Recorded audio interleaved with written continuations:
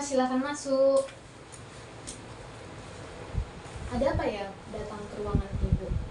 Gini Bu, saya mau konseling Bu. Oh, mau melaksanakan konseling. Nah, sebelumnya udah pernah melaksanakan konseling atau belum? Belum Bu, ini pertama kali. Oh, baru pertama kali ya.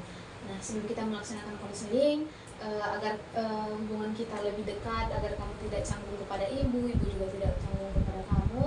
Di sini kita kan, di sini Bu akan perkenalkan diri terlebih dahulu.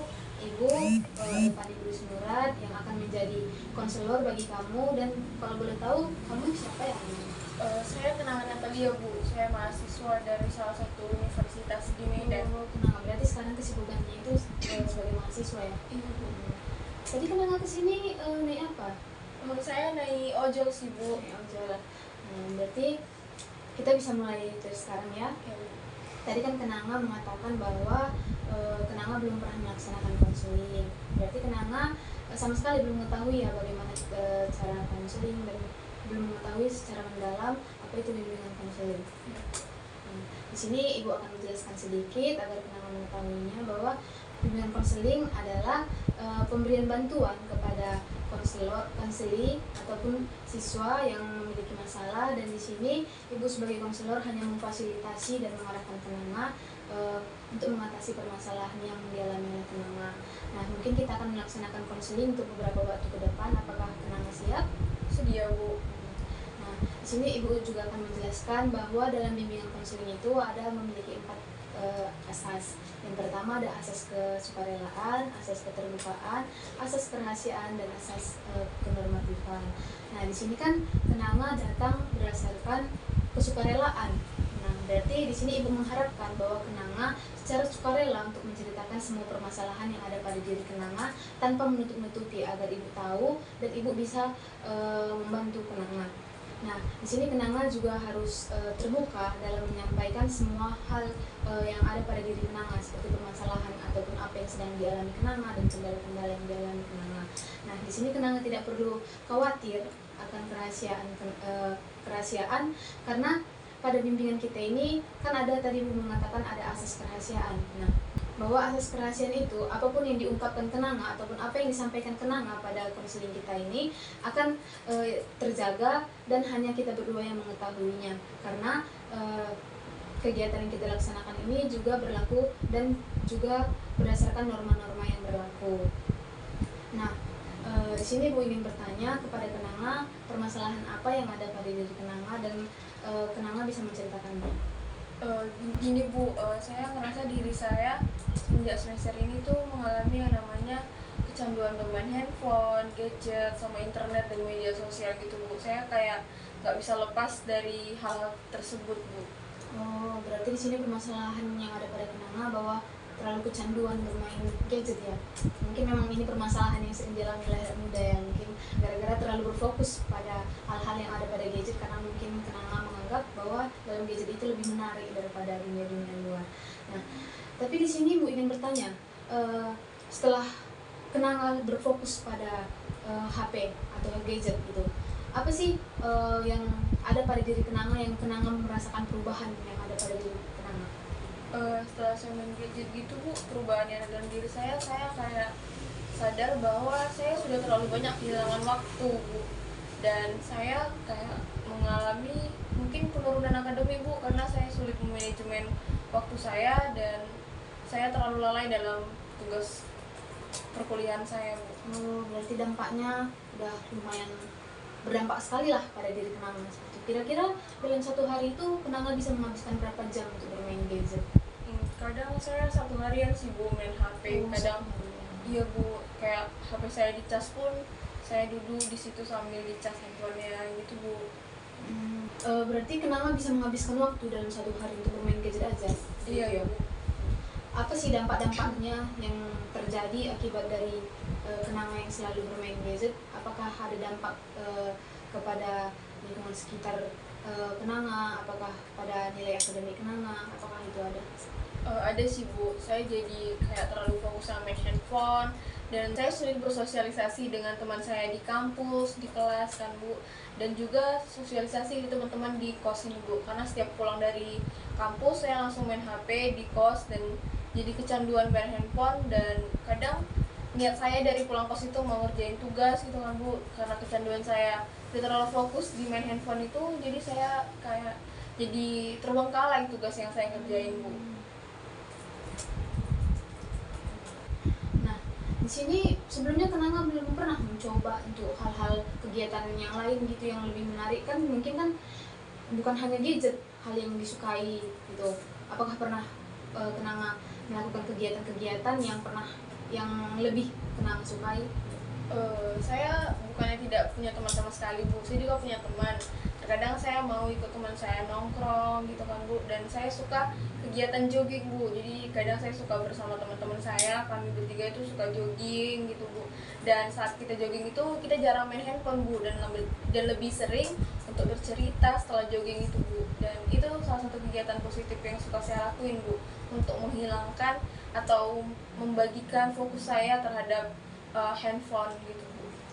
Namun kegiatan itu belum terrealisasikan sekali ya di dalam kehidupan Kenanga, sehingga Kenanga masih terus berfokus pada gadget ya. Iya Bu, kegiatan itu tidak sering dan tidak setiap hari dilakukan, minimal kayak 2 kali sebulan gitu sih Bu. 2 kali sebulan.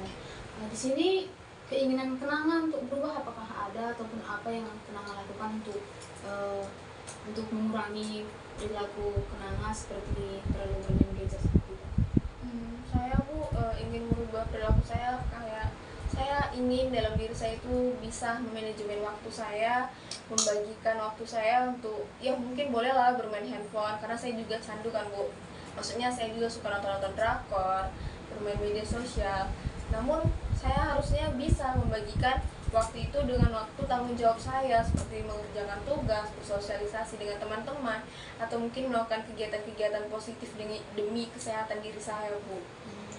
Sejauh ini hambatan yang berdasarkan dari diri Kenanga, apa aja hambatan yang selama ini Kenanga rasakan untuk melakukan suatu perubahan tersebut? Hambatan saya Bu dalam diri saya kurang maksimal gitu Bu untuk mengajak diri saya untuk memanajemenkan waktu Bu. Kadang saya suka kadang sifat sepele saya itu lebih besar Bu, kayak oh ya udahlah masih lama kok, deadline-nya nanti aja. Dan kadang saat saya buka-buka jurnal atau nyari-nyari referensi untuk kebutuhan tugas, setelah saya dapat itu langsung saya oh nanti aja lah, nengok YouTube aja lagi begitu Bu. Jadi tetap ada ya hambatan berarti. Nah, di sini berarti cara Kenanga untuk melakukan suatu kegiatan tersebut apa? Bagaimana cara yang dilakukan Kenanga untuk mengatasi hambatan-hambatan yang ada pada diri Kenanga? Solusi yang biasa saya gunakan dan saya pikirkan, itu kalau yang terpikirkan bagi saya, mungkin saya ada baik mungkin saya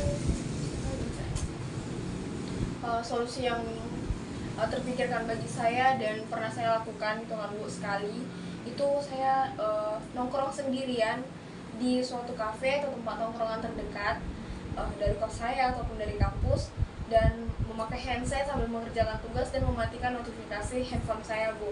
Jadi handphone saya matikan notifikasinya dan saya letakkan dalam tas saya, dan saya mau mencoba diri saya untuk fokus untuk mengerjakan tugas dan sambil mendengarkan musik di laptop saya Bu, sendirian di kafe nongkrongan gitu Bu. Ya, berarti Kenanga sudah melakukan usaha ya.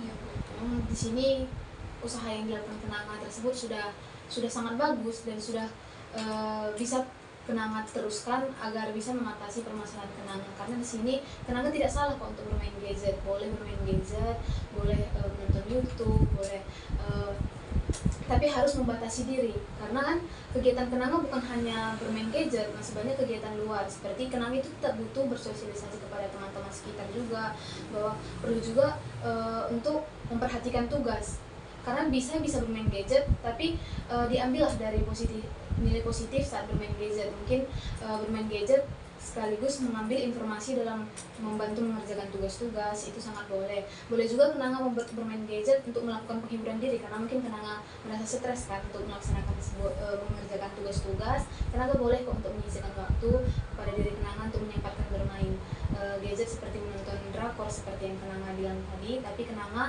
tetap harus memprioritaskan hal yang lebih penting. Ingat apa yang tujuan Kenanga kuliah itu apa, itu harus menjadi motivasi pada Kenanga agar bisa mengatasi masalah tersebut juga, biar Kenanga nggak terlalu berfokus ataupun terlalu asik dalam dunia gadget sehingga melupakan kegiatan-kegiatan yang harus ataupun melupakan tanggung jawab Kenanga sebagai mahasiswa di sini. Sebelumnya Ibu ingin bertanya lagi kepada Kenanga, apakah Kenanga pernah dalam satu hari itu untuk menghindari gadget? Nah, contohnya Kenanga dalam satu hari itu lebih memfokuskan kepada kegiatan-kegiatan sosial ataupun bersosialisasi pada teman-teman ataupun mengerjakan tugas dalam satu hari tanpa menonton drakor ataupun menonton YouTube ataupun segala hal yang berada pada gadget.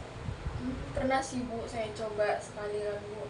Namun ujung-ujungnya nggak bisa Bu, nggak tertahan diri saya. Jadinya saya pernah saya berhasil seperti itu, dan saya ujungnya main handphone, dan main handphone itu sebanyak 5 jam Bu. Nah, berarti tetap ya, sebenarnya seperti yang Ibu bilang tadi bahwa Kenanga tidak salah, tapi Kenanga juga harus tetap memprioritaskan apa yang Kenanga tanggung jawabkan di sini, karena kan Kenanga juga sudah jauh dari pengawasan orang tua. Berarti kan di sini Kenanga harus bisa mengatasi diri Kenanga sendiri, karena di sini Kenanga hidup sendiri. Kenanga harus tahu kebutuhan-kebutuhan Kenanga, apa yang lebih penting pada kehidupan Kenanga tuh. Nah, juga tadi Kenanga kan sudah mengetahui juga, sudah pernah juga mencoba untuk mengatasi permasalahan-permasalahan yang ada pada diri Kenanga. Nah, di sini Ibu akan memberikan selembar kertas kepada Kenanga. Di sini Kenanga boleh menuliskan nama, keinginan Kenanga untuk berubah apa, dan rencana apa yang Kenanga lakukan. Nah, Ibu di sini memberikan kertas ini bukan untuk Ibu, ini sebagai motivasi yang akan menjadi pegangan untuk Kenanga agar Kenanga tidak selalu berfokus kepada HP, dan setiap kali Kenanga melihat kertas ini, Kenanga memiliki tujuan, oh aku harus tahu yang mana harus kuprioritaskan, seperti itu. Mungkin Kenanga bisa menuliskan semuanya 10 menit atau 5 menit gitu, boleh? Boleh Bu.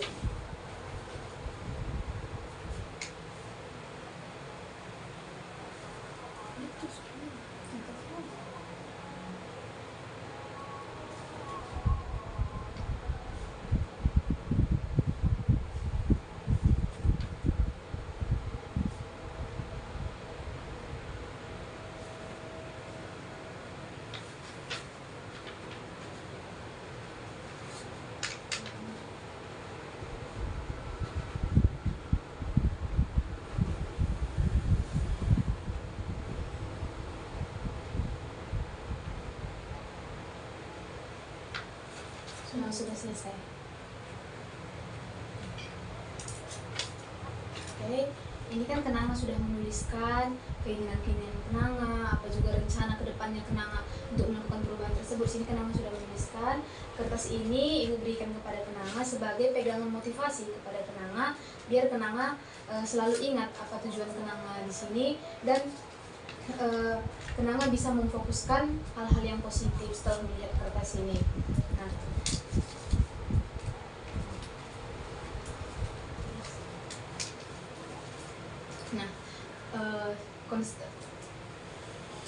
Nah, kegiatan kita sudah berada pada penghujung akhir.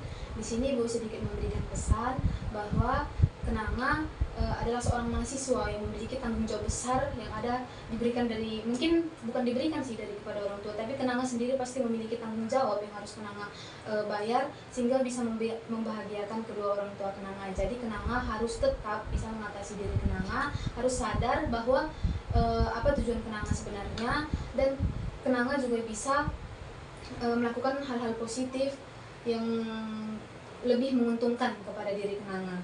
Nah, kegiatan kita telah berakhir. Apakah Kenanga ingin melakukan pertemuan selanjutnya? Jika Kenanga ingin melakukan lagi, kira-kira di sini kita akan berdiskusi kapan waktu yang ingin Kenanga berikan. Begini Bu, ini karena perkuliahan juga, mungkin kalau saya mau ngetes diri saya selama sebulan dulu Bu, nanti setelah sebulan lagi baru saya kembali ke ruang BK ini Bu. Berarti Kenanga melihat perkembangan pada diri Kenanga terlebih dahulu ya. Oke. Nah, tadi kita kan sudah melaksanakan kegiatan ini. Di sini Bu ingin bertanya, Bagaimana perasaan Kenanga setelah melaksanakan kegiatan ini? Saya merasa lega Bu, dan saya menjadi punya motivasi dalam diri saya untuk melangkah, karena saya sebenarnya ternyata saya sudah sadar dan sudah tahu apa yang harus saya lakukan. Namun tekad saya kurang kuat untuk melakukan hal tersebut, dan setelah konseli ini dan berbincang dengan ibu, saya jadi sadar bahwa saya punya tanggung jawab yang besar, entah untuk diri saya sendiri dan juga untuk harapan orang tua saya gitu kan Bu. Jadi saya ingin lebih berani lagi untuk bisa melangkah dan untuk menghindari yang namanya kecanduan internet yang udah ada dalam diri saya Bu. Setelah kegiatan ini berakhir, apa tanggung jawab yang ada pada diri Kenanga? Tanggung jawab yang ingin saya lakukan itu Bu, saya ingin adanya perkembangan dalam diri saya Bu. Berarti tanggung jawab saya itu saya bisa untuk terus komitmen dalam diri saya, supaya saya dapat memotivasi diri saya untuk manajemen waktu saya dengan sangat baik Bu. Dan tindakan apa yang selanjutnya akan Kenanga kerjakan setelah kita melaksanakan konseling ini? Tindakan saya selanjutnya Bu, mungkin memulai hal kecil seperti menghindari atau mematikan handphone saya dan fokus kepada hal yang menjadi tanggung jawab saya Bu. Baik, mungkin sekian kegiatan konseling kita pada hari ini. Ibu harap kegiatan kita ini bisa berguna bagi Kenanga dan bisa untuk merubah kebiasaan-kebiasaan buruk Kenanga, sehingga Kenanga dapat menentukan arah masa depan Kenanga selanjutnya. Ibu harap kegiatan ini bisa berguna bagi Kenanga dan menjadikan apa yang Kenanga dapatkan tadi menjadikan motivasi kepada Kenanga agar Kenanga dapat menentukan arah masa depan Kenanga selanjutnya.